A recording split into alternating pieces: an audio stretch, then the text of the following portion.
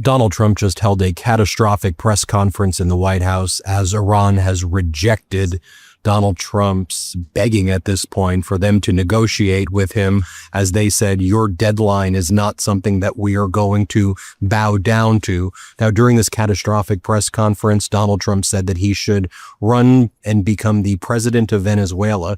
Donald Trump took credit for killing Osama bin Laden. And then Donald Trump said the Iranian people are begging to be bombed. They love being bombed. When Donald Trump was asked about his conduct being war crimes, he just started attacking the reporter. And then Donald Trump said that if Iran does not immediately surrender, he's prepared to blow up everything in Iran and totally obliterate and destroy the entire country of Iran, making no distinction between the Islamic Republic and the people of Iran. So let's just go through with the receipts of what happened during this catastrophic press conference. Donald Trump said that he wants to run and become the president of Venezuela. Play this clip. And we, just so you understand, the people of Venezuela, they say if I ran for president of Venezuela, I'm polling higher than anybody has ever polled in Venezuela. So after I'm finished with this, I can go to Venezuela. I will quickly learn Spanish. It won't take too long. I'm good at language. And I will go to Venezuela. I'm going to run for president. But we're very happy with the president-elect that we have right now, the people that are running it. If you remember Bush. And Donald Trump said that he was the one who killed Osama bin Laden. Let's play this clip right here. It was so easy. I terminated that, and then the B-2 bombers. And I did one other thing. I had killed Qasem Soleimani, who was an evil genius. And the reason I did it, I heard he was going to knock out 5 of our military bases. And had he lived, I believe we would be fighting perhaps a different Iran right now, because he's never been replaced, you know. And I did one other, but this one was not picked up. Osama bin Laden. If you read my book, I said you got to take him out 1 year before the World Trade Center came down. So I wish you'd read the book. Next, Donald Trump says that the Iranian people are upset when they are not bombed. They like being bombed, he says. Let's play this clip. You've said Iranians would be mad if you stopped these attacks, but why would they want you to blow up their infrastructure, to cut off their power? Wouldn't that be punishing Iranians for the actions of the regime? They would be willing to, and it's suffering. They would be willing to suffer that in order to have freedom. The Iranians have, and we've had numerous intercepts. Please keep bombing. Bombs that are dropping near their homes. Please keep bombing. Do it. And these are people that are living where the bombs are exploding. And when we leave and we're not hitting those areas, they're saying, please come back, come back, come back. These are the people. I don't know what they do. All I can tell you is they want freedom. They have lived in a world that you know nothing about. It's a violent, horrible world where if you protest, you are shot. Then Donald Trump says Iran was great 25 years ago when they were part of the axis of evil. They were actually great, he says. Let's play this clip. They've lived so horribly. You know, Iran was a great country if you go back 25 years ago or so. The Persian people, they're incredible, smart, brilliant. Then Donald Trump talks about the plan that he has, he says, to basically destroy all of Iran and to completely obliterate the nation and just destroy all their bridges, power plants, civilian infrastructure. Here's what he says. Let's play this clip. We have a plan, because of the power of our military, where every bridge in Iran will be decimated by 12 o'clock tomorrow night, where every power plant in Iran will be out of business, burning, exploding, and never to be used again. I mean, complete demolition by 12 o'clock. And it'll happen over a period of 4 hours if we wanted to. We don't want that to happen. We may even get involved with helping them rebuild their nation. And you know what? If that's the case, the last thing we want to do is start with power plants, which are among the most expensive thing, and bridges. You saw the bridge went. We were very close to a deal. And then I got a call from Mr. Witkoff, Mr. Kushner, and JD saying, I think they're breaking the deal. I said, tell them that's okay. Don't worry about it. but tell them to look out their window and watch. And within 45 minutes, I gave the order to knock out the biggest bridge.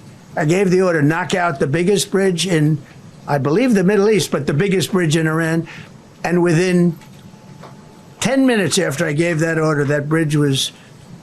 Then he's asked how many special forces and other troops were sent into Iran to purportedly extract the F-15E pilot and crew members after the F-15E was shot down over Iran. Then Donald Trump is told, don't say it because it is confidential information, classified information.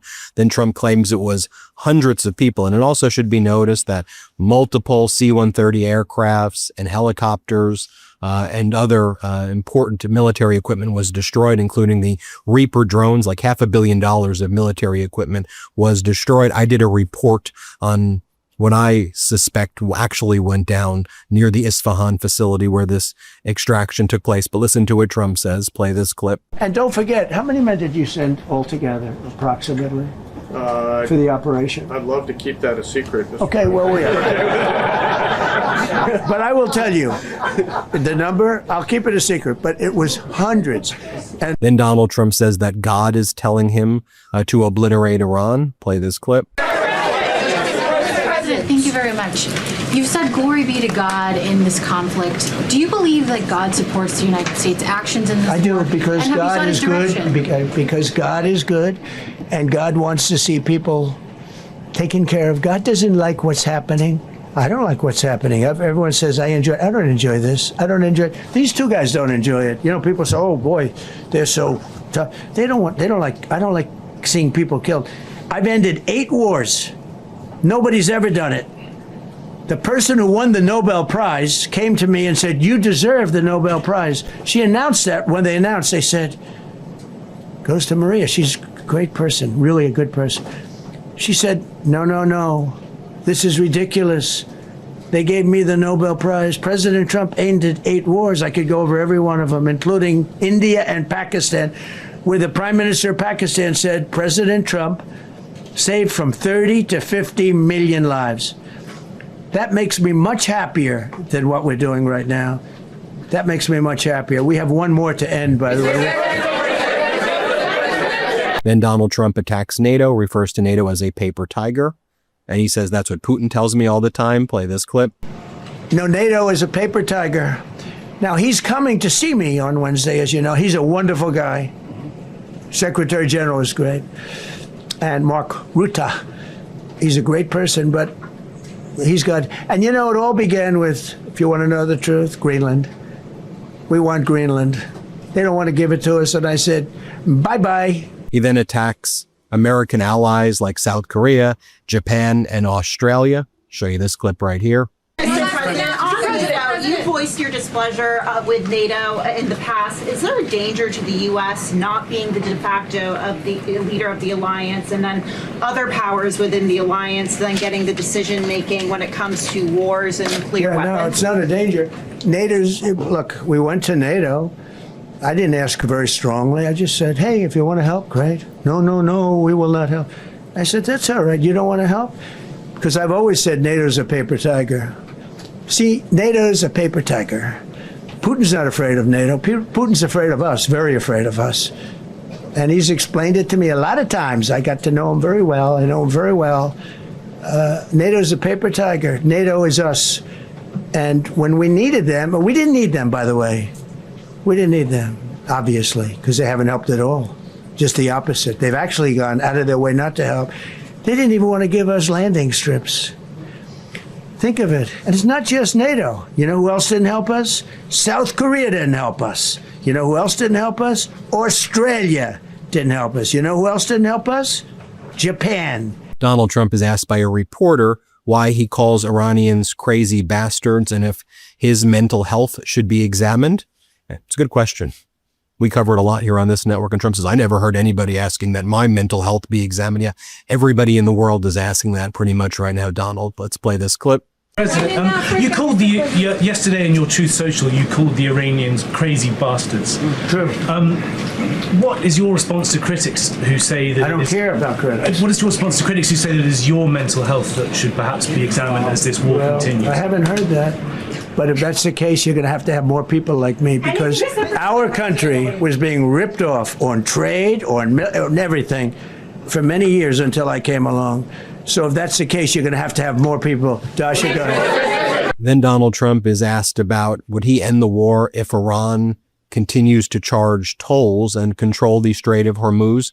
And Trump's like, you mean the U.S. charging tolls? We should be the ones who charge the tolls in the Strait of Hormuz because we won the war. No, Donald, that's not what's happening at all, actually. But you're the one begging for Iran to negotiate, and they're not negotiating. They control the Strait of Hormuz. I mean, this is real deranged stuff. But in any event, let's play this clip. Mr. President, are you allowed to, or are you willing to end this conflict with Iran charging tolls for passage through the strait? Us charging tolls? Iran. What about us charging tolls? Is that something you're considering? I'd rather do that than let them have them, right? Why shouldn't we? We're the winner. We won, okay? They are militarily defeated. The only thing they have is the psychology of, oh, we're going to drop a couple of mines in the water, all right? No, we have a concept where we'll charge tolls, okay? I thought you meant us. Your question would have been more accurate if you said us. Go ahead. Then Donald Trump just starts cursing and said the Iranians are good bullshit artists. Let's play it. They say there might be 8. I don't know. I think there might be none because they're very good bullshit artists. That's why for 47 years they've been bullshitting other presidents and they haven't done the job.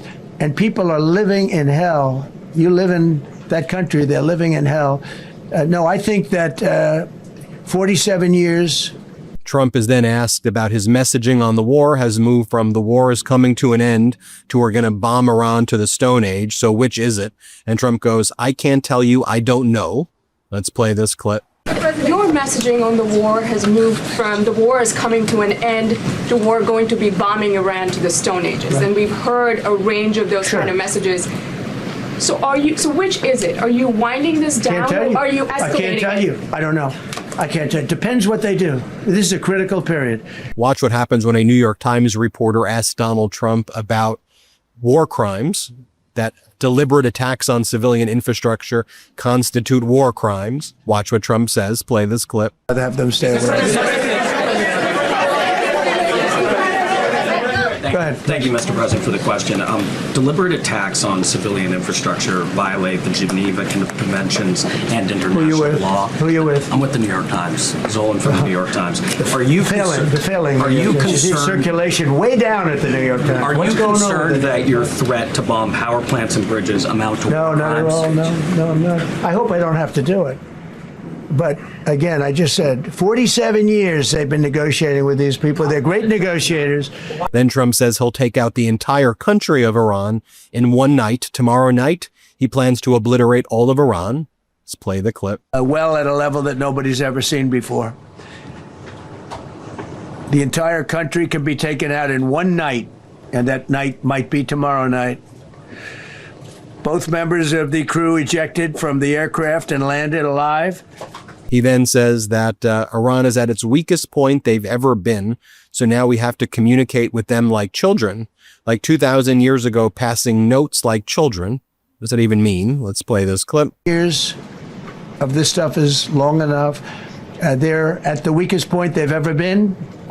They have no Navy. They have no Air Force. They have no anti-aircraft weaponry. They have no radar. They have no communication. In fact, the biggest problem we have in our negotiation is that they can't communicate.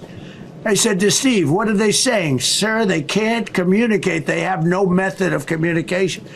So we're communicating like they used to communicate 2,000 years ago with children, bringing a note back and forth. And obviously, they're not at their weakest point. They control the Strait of Hormuz right now, and lots of countries are now doing bilateral negotiations. The U.S. is at its weakest point right now.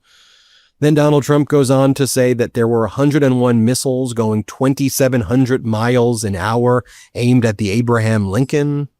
Play this clip. You know, we have, in terms of technology, we had one day 101 missiles going at 2,700 miles an hour, aimed at the Abraham Lincoln. 101 missiles. Out of 101 missiles, 101 missiles were shot down. Unbelievable technology. Then Trump says that our B-2 bombers back last June totally obliterated the nuclear facilities. Okay, so then why are we here? What are we doing? Let's play this clip. Had those beautiful B-2 bombers not gone in 8 months ago and obliterated that site, and by the way, the word is obliteration. CNN said, well, maybe it wasn't complete. It was so complete that they still haven't been able to get it. It was obliteration. But well, there you have it, folks. Let me know. I could show you more, but I think you get the point. Hit subscribe. Let's get to 7 million subscribers. And thanks everybody for watching. You may think you're subscribed, but you may not actually be subscribed. Double check again. Help us get to 7 million. Want to stay plugged in? Become a subscriber to our Substack at MeidasPlus.com. You'll get daily recaps from Ron Filipkowski, ad-free episodes of our podcast, and more exclusive content only available at MeidasPlus.com.